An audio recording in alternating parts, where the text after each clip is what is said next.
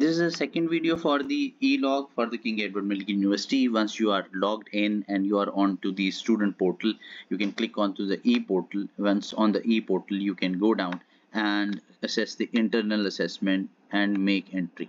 In the internal assessment, originally it was a paper pencil form, but now this is turned into a digital form, and with the passage of time we'll be able to convert this into will be gathering the information from the databases जो वो वहाँ पे कर रहे होंगे। मसलन जहाँ पे उन्होंने प्रोसीजर स्किल्स हम जो है यहाँ से मार्क लेंगे फ्रॉम देयर ई लॉग, जो आपका है पार्टिसिपेशन प्रेजेंटेशन जर्नल क्लब से आएगा, ऊपर नंबर भी जर्नल क्लब से आएंगे।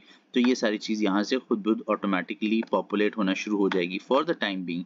आप फर्ज करते हैं कि यहाँ पर मैंने एक कैंडिडेट को लिया, इस कैंडिडेट का मैंने 2023 का लास्ट क्वार्टर लिया जिसके बीच में मैंने फीडबैक अभी नहीं भरा हुआ, और देन आई आइडेंटिफाइड कि इसके बीच में पेशेंट केयर अच्छी है, नंबर इनके जो हैं अच्छे हैं। अब यहाँ पे जनरल क्लब इन्होंने सारे प्रेजेंट किए हैं, इस ऑडिट रिपोर्ट सारी प्रेजेंट किए हैं, मेडिकल एरर के बीच में इन्होंने थोड़ा सा काम कम किया है, इस तरह से रिव्यू मीटिंग के ऊपर इन्होंने काम किया है। अब फर्ज किया कि किसी एक कैंडिडेट की आपके ख्याल में किसी एक जगह पे डेफिशिएंसी है, सो आप इन्फॉर्म कॉन्स्टेंट अगर वो नहीं अच्छा ले सकता है या आपकी रिपोर्ट अच्छी नहीं है तो you give a 2 hair, another 2 hair, और फिर इस तरह से आप उनको टोटल मार्क कर देते हैं। जब ये कम्प्लीटली नीचे तक आ जाते हैं, पेशेंट डॉक्टर रिलेशनशिप 4 में से मार्क्स देने हैं, 4 दे दिए, 4 दे दिए, 4 दे दिए, 4 दे दिए, और यहाँ प्रोसीजर स्किल्स जॉनसन वो आपने 79% दे दिए। प्रोसीजर मल्टीफोर्ड फीडबैक आपके पास 80% आया।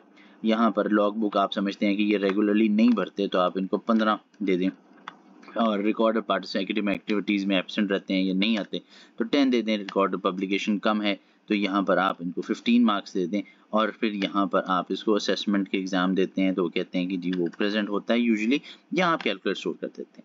यहाँ आप देखेंगे इनका बिल्कुल पार स्कोर 75 आ गया, लेकिन अगर मैं समझता हूँ अगर फ़र्ज़ किया कि इनके इस यहाँ पर नंबर 10 होते तो ये स्कोर कम होके 72 रह जाता।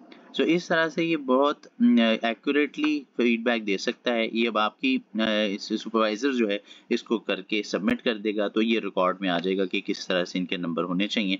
अब यहाँ पर मैं अगर इसको बढ़ा देता हूँ तो ये नंबर जो से हैं वो 75 हो जाते हैं, और इसी तरह से मैं नंबर जिसके हिसाब से चेंज करना चाहता हूँ। ये अब सुपरवाइज़र के ऊपर है कि सुपरवाइज़र ये समझता है कि उसमें एक्चुअली स्टूडेंट जो है उसने कितना काम किया है, सो इसलिए जो है उनको नंबर अकॉर्डिंगली देने के बाद वो यहाँ पे टोटल स्कोर कैलकुलेट कर लेगा, और कैलकुलेट करने के बाद आप इसको सबमिट असेसमेंट कर देंगे। जब सबमिट करेंगे तो ये सारे के सारे रिकॉर्ड ऑटोमेटिकली सिस्टम में चला जाएगा, ये आपको बार बार करने की ज़रूरत नहीं होगी, इसलिए हम इसको